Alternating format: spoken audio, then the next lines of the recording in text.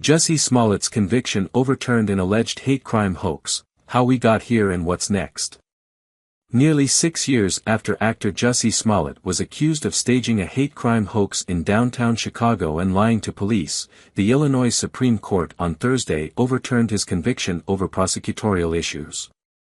The court ruled that after Cook County State's Attorney Kim Foxx dropped charges against the former Empire actor, a special prosecutor should not have been allowed to intervene. We are aware that this case has generated significant public interest and that many people were dissatisfied with the resolution of the original case and believed it to be unjust, Justice Elizabeth M. Rockford wrote in the court's 5-0 decision, with 2 justices abstaining. Because the initial charges were dismissed as part of an agreement with defendant and defendant performed as part of the agreement, the second prosecution was barred, said Rockford.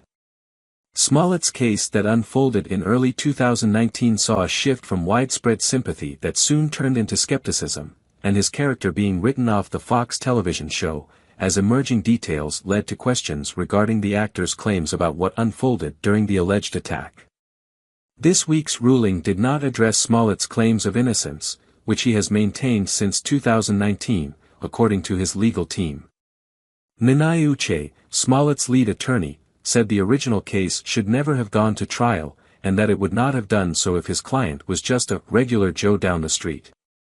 This was a vindictive persecution. This was no prosecution, Uche said. I'm sure Jussie would want an apology, but he's a realistic man, right? He knows he's not going to get it, he added.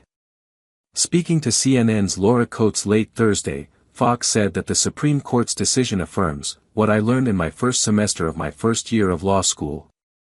You cannot try someone for the same crime twice, she said. It's vindicating in that we should never have been here in the first place, because we find ourselves back where we were in March of 2019. Special Prosecutor Dan K. Webb expressed disappointment in the court's decision to overturn the conviction and sentence, which included paying Chicago more than $120,000 in restitution for overtime expenses incurred while investigating the alleged hoax. Webb said in a statement that Thursday's ruling did not clear Jussie Smollett's name. He is not innocent. The city of Chicago is still able to pursue its pending civil lawsuit against Smollett in an attempt to recoup the more than $120,000, according to Webb. How we got here. The many twists and turns of the case began early on January 29, 2019, when Smollett, who is black and identifies as gay, told police he was attacked near his Chicago apartment by 2 men shouting racial and homophobic slurs at him.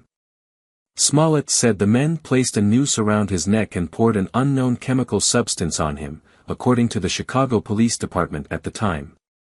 The actor also claimed that one of the men he said attacked him exclaimed, "This is MAGA country," police said. Authorities initially investigated the incident as a hate crime. The actor at first received widespread support as advocacy groups, his colleagues, other celebrities and politicians, including then-President Donald Trump, rallied behind him in the wake of the alleged hate crime attack.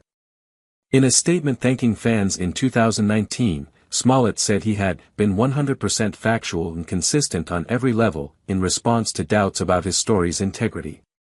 But a February 2019 confession from 2 brothers questioned in connection with the attack quickly led to the unraveling of Smollett's account and credibility. Olabinjo Nabimbala Osundero, who were described as persons of interest in the case that month, told Chicago authorities 1 hour before their 48-hour detention period was set to